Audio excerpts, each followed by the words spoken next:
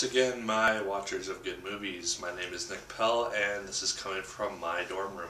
This week I am going to be reviewing Silver Linings Playbook. I saw this movie in Chicago when I was there over my orchestra tour, because it did not get released into every theater, I don't think, because the theater in my hometown didn't have it, and the Mall America theater did not have it. So there is a theater in Chicago that I went to, saw it, and I am reviewing it now. So starting out, main actor is Bradley Cooper. He is in Limitless. He is in both parts of The Hangover, and now he's in Silver Linings Playbook. He's also in some other things, but I don't remember them right now.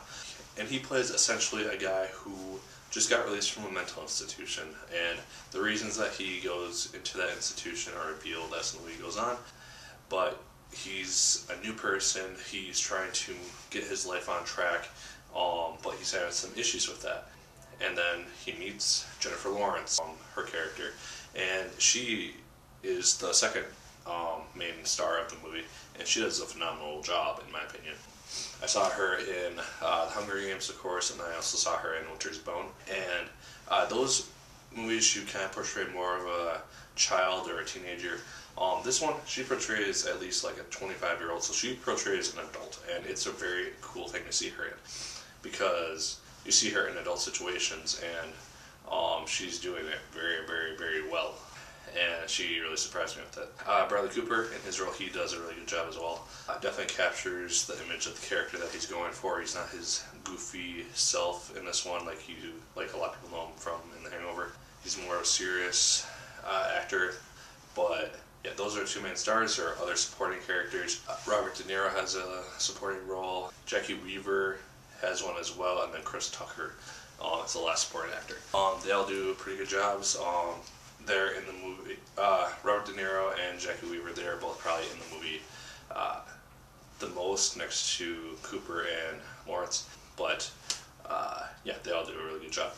In terms of what the movie is about, essentially what I talked about with Brad Cooper's role. Bradley Cooper plays a guy named Pat, and he, like I said, just got out of a mental institution after 8 months. His mom gets him out, and then he's trying to get his life back on track. He's having trouble with it because he's bipolar, and so he has very angry outbursts, and he can't really control himself all that often.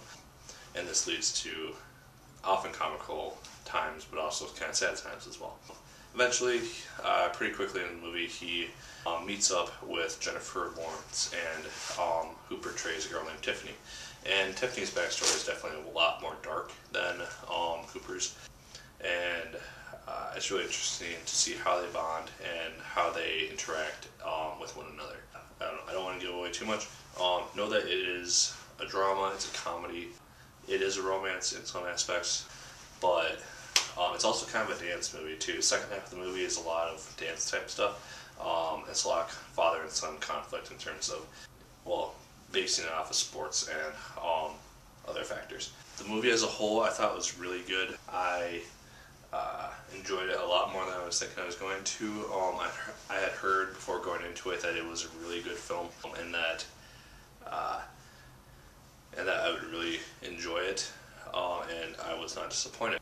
Like I said, Jennifer Lawrence portraying a more adult character than her typical Hunger Games teenager self was really well done. She's totally hot in it. Bradley Cooper, really well done.